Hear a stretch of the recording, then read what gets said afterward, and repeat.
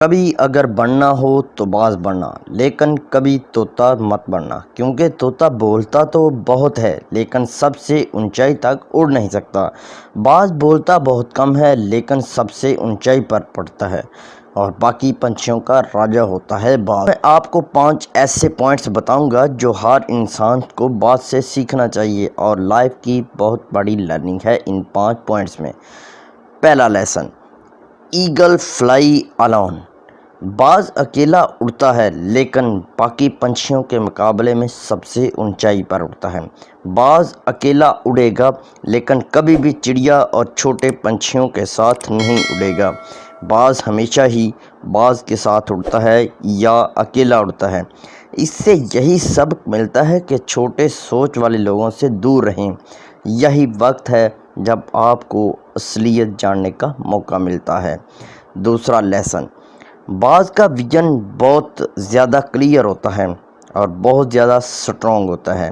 باز اپنے شکار کو 5 کلومیٹر دور سے ہی دیکھ لیتا ہے اور جب اسے ایک بار اپنا شکار دکھ جاتا ہے، اس کے بعد راستے میں چاہے جتنی ہی مشکلیں کیوں نہ آئیں، وہ اپنے شکار کو حاصل کر کے ہی دم لیتا ہے۔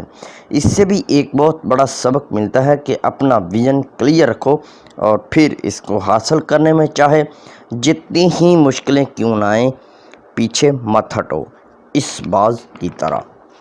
تیسرا lesson, eagle never eat dead things.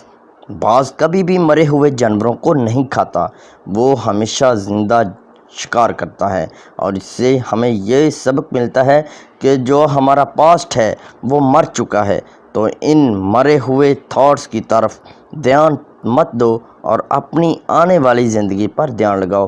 اپنے پاسٹ کی پرانی یادیں جو تمہیں تنگ کرتی ہیں، انہیں وہیں رہنے دو جہاں ان کی جگہ ہے، اور جو تمہارے پاسٹ کی جگہ ہے اس کو حال میں جگہ مت دو، کیونکہ ایک دفعہ جب تمہارے پاسٹ پریزنٹ میں آ جائے تو تمہارا پاسٹ تمہیں کبھی پریزنٹ میں نہیں رہنے دے گا۔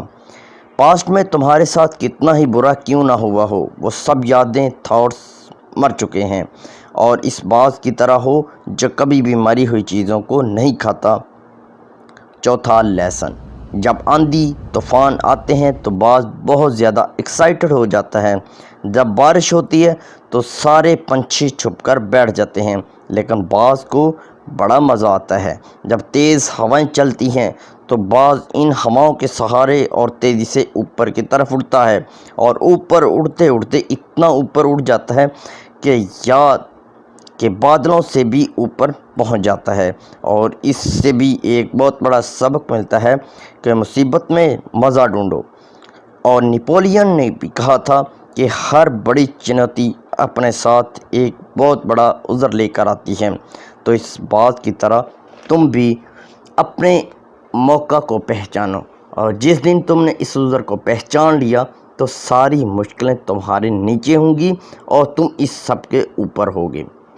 پانچواں لیسن، باز ہمیشہ اپنے گھونسلے میں سے سافٹ گھاس نکال دیتا ہے تاکہ جو اس کا بچہ ہوتا ہے وہ اس میں کمفرٹیبل نہ ہو سکے۔ ایک دفعہ اس کا بچہ اگر کمفرٹیبل ہو گیا تو وہ بھی وہی رہنا پسند کرے گا، لیکن باز ایسا کبھی ہونے نہیں دیتا۔ باز ایک پنچھی ہے کہ there is no growth in comfort zone۔